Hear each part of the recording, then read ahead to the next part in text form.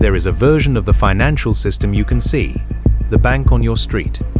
The Federal Reserve chairman at his podium, the regulators behind their microphones, telling you the system is sound.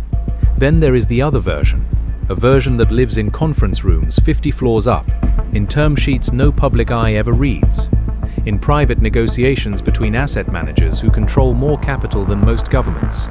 Economists call it the shadow banking system, not because it is illegal, but because it exists just beyond the light of regulation, in the space between what the rules cover and what actually happens.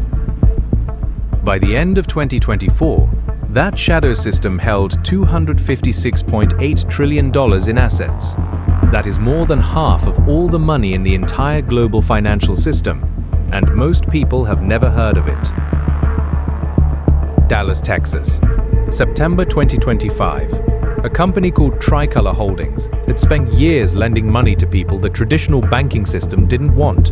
Underbanked Americans, people without credit scores. 2/3 of its borrowers had no credit history at all. Tricolor packaged those loans into securities and rated them AAA, the highest rating a bond can receive.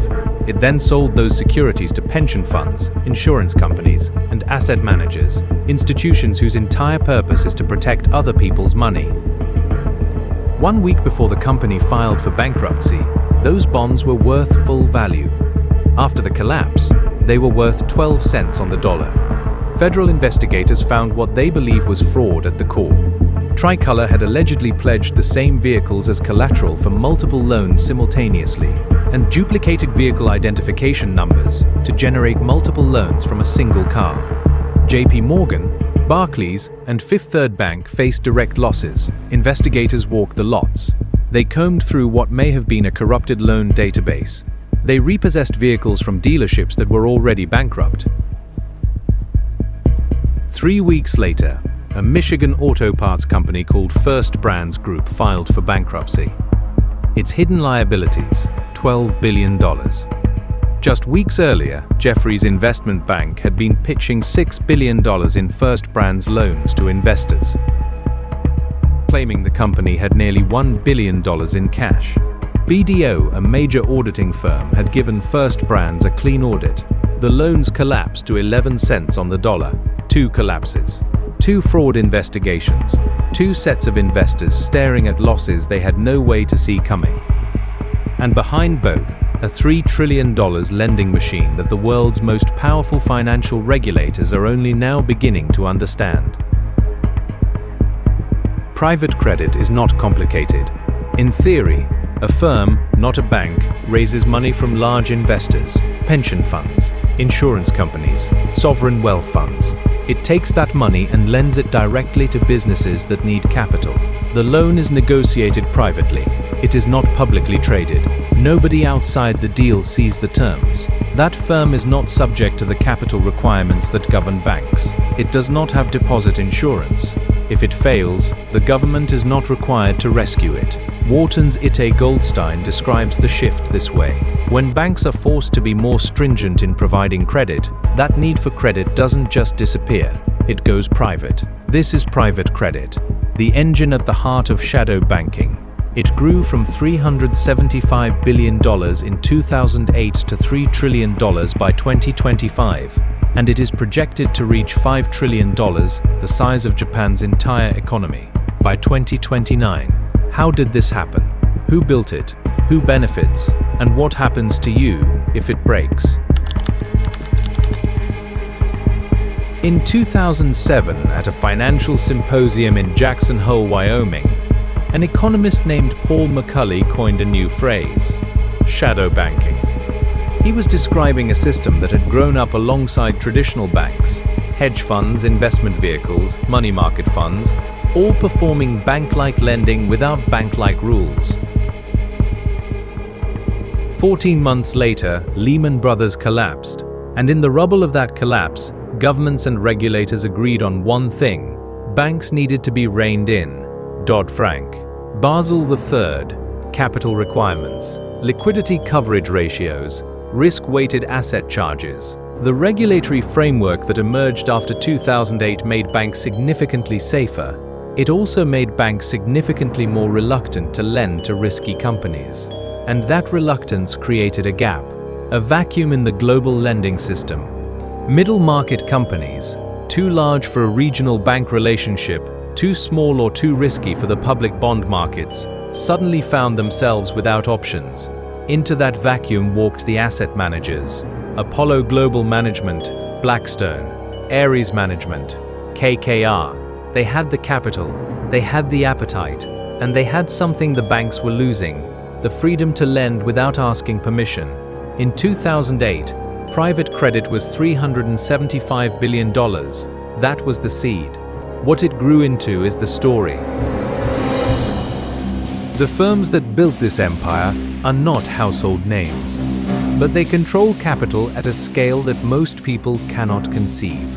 Apollo Global Management has $749 billion in credit assets under management. Ares Management raised $116 billion in private credit alone. Blackstone raised $98 billion. Goldman Sachs Asset Management, $87 billion. By 2025, the top 25 managers in private credit controlled 72% of all capital raised in the entire industry. The 7 largest platforms were growing at roughly 20% per year, not over a decade, but every single year. From 2022 to 2025, this is not a niche market discovering itself. This is a mature empire expanding. And it was working. Pension funds loved the yield. Insurance companies loved the stability. Institutional investors, 94% of them, by 2025, were allocating to private credit for the borrowing companies' speed and flexibility. A private credit deal could close in days. A bank syndication might take months. For the regulators, a market growing faster than their ability to monitor it, operating in a space their frameworks were not designed to reach. By 2025, the signals were there if you knew where to look. Payment-in-kind loans, the technical term for a borrower that cannot pay interest in cash, so instead, it adds the interest onto the amount it owes. More debt to service debt. In 2021, these loans were 7.4% of the direct lending market. By 2025, over 11%. Covenant-like deals, loans with fewer legal protections for lenders, fewer tripwires to warn of trouble, surged from 4% of direct lending in 2023 to 21% in 2025. Simultaneously, US banks had loaned a record $1.7 trillion to non-bank financial institutions, shadow funds, representing 13% of all bank loans. All of the lending growth that year, the wall that 2008 regulations built between traditional banks and the shadow system, capital had quietly tunneled under it. In December 2025, the Financial Stability Board announced that the shadow banking sector had crossed $250 trillion for the first time, growing at double the rate of traditional banking, and they were worried. The FSB admitted it suffered from severe limitations in the availability of data for private credit. They could not see clearly into a market that held trillions of dollars. Andrew Bailey, the Bank of England governor, after the Tricolor and First Brands collapses, went to the British House of Lords and asked aloud what regulators globally were asking privately. The big question is whether these cases are idiosyncratic or the canary in the coal mine. In May 2026, the FSB published a dedicated report on private credit vulnerabilities. Its conclusions were precise and unsettling. Private credit borrowers typically have lower credit quality and higher leverage than public market borrowers.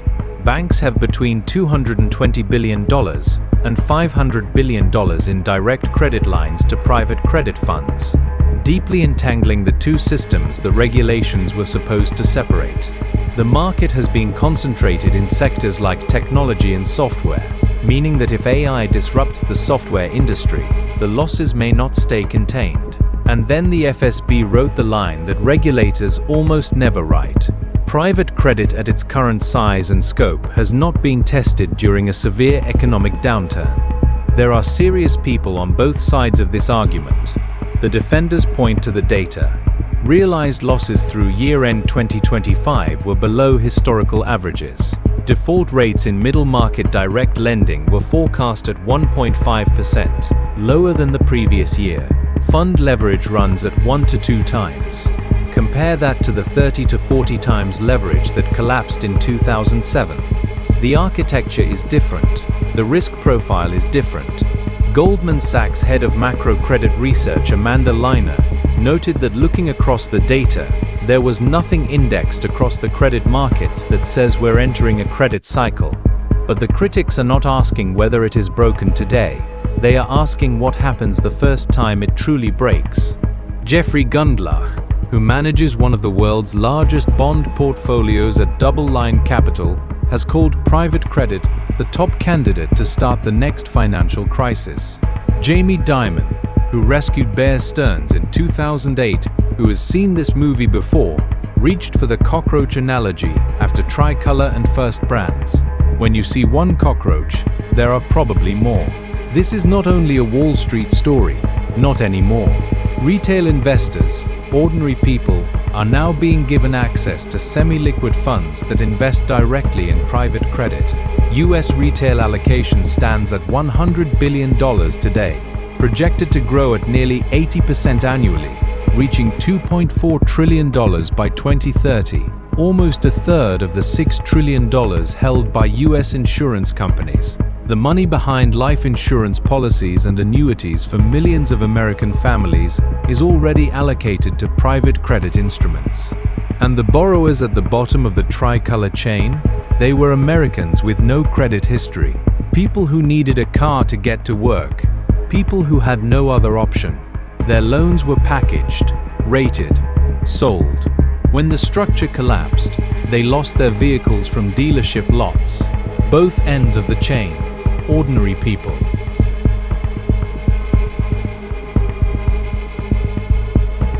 The shadow banking system did not emerge because someone broke the rules. It emerged because the rules pushed capital out of the light.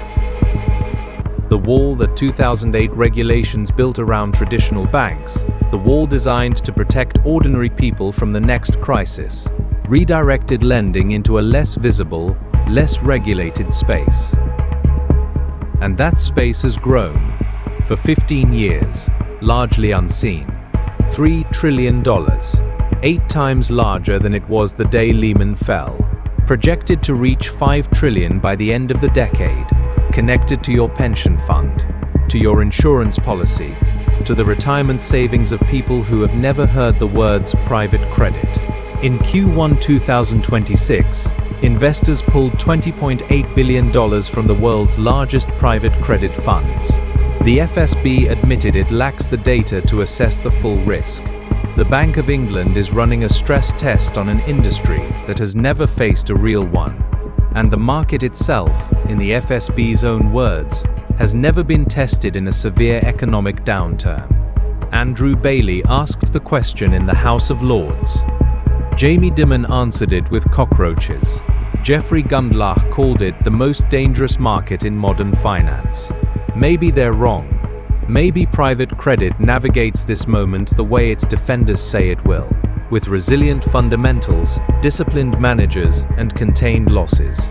But maybe the answer to Andrew Bailey's question is something we will only learn when it is too late to act on it. The machine is running. The shadow is vast.